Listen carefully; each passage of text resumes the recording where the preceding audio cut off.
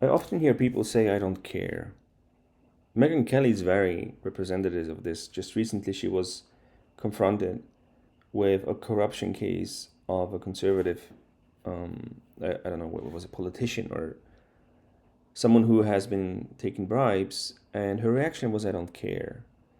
And this is very typical. This is something that you can observe in many different contexts. For example, if you ask Russians what they think about former prisoners waging war against the enemy, they also say, I don't care that they're prisoners. That's fine by me. So there seems to be an element of our tribal impulses overriding our sense for individual injustice and even our sense for evil and wrongdoing. As long as it's done in the name of the group spirit that we identify with, and as long as it serves the group spirit and fights the other spirit, which is considered to be an opponent, it's really like two animals clashing against each other. As long as we feel that an individual is part of us and on our side, we will tolerate unimaginable transgressions. That's just how human thinking works. The moment we are tribalized, the collective always overrides individual concerns. And this is at the heart of hierarchical organization. When we organize as human beings into warfare, we organize into hierarchical structures. And those hierarchical structures are defined by that which is giving the direction, that which is giving the impulse, always being experienced as more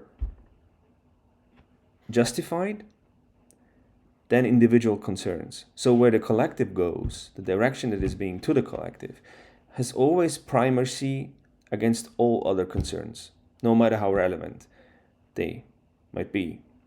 And this is something that I believe we see happening on a collective level. And it's not just something happening in the US, it's happening in many countries.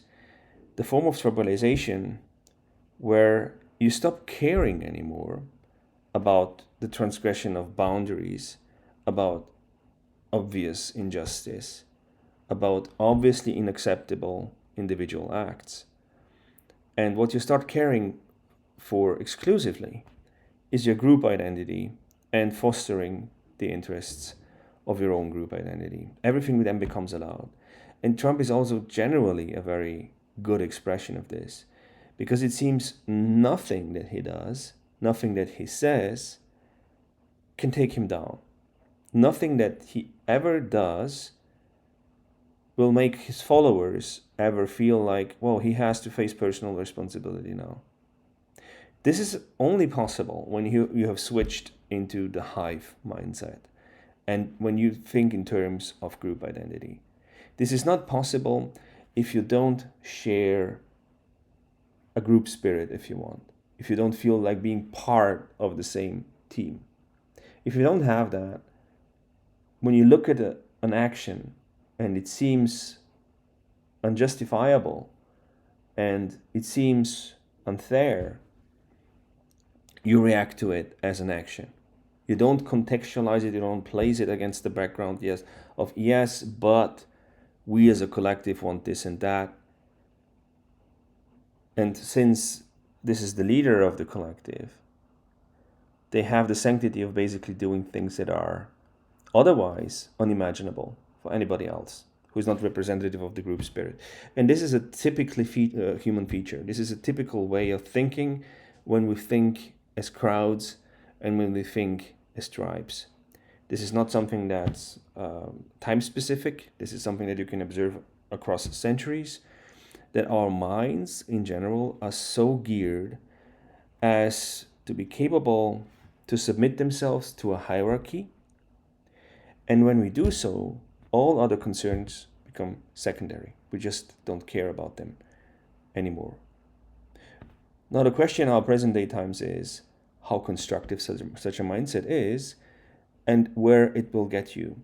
It is obvious that in certain cases, it is necessary, just on the individual level, it is necessary to be able in certain situations to face off enemies and to face off dangers. And it makes sense to react with such primal impulses to our environment.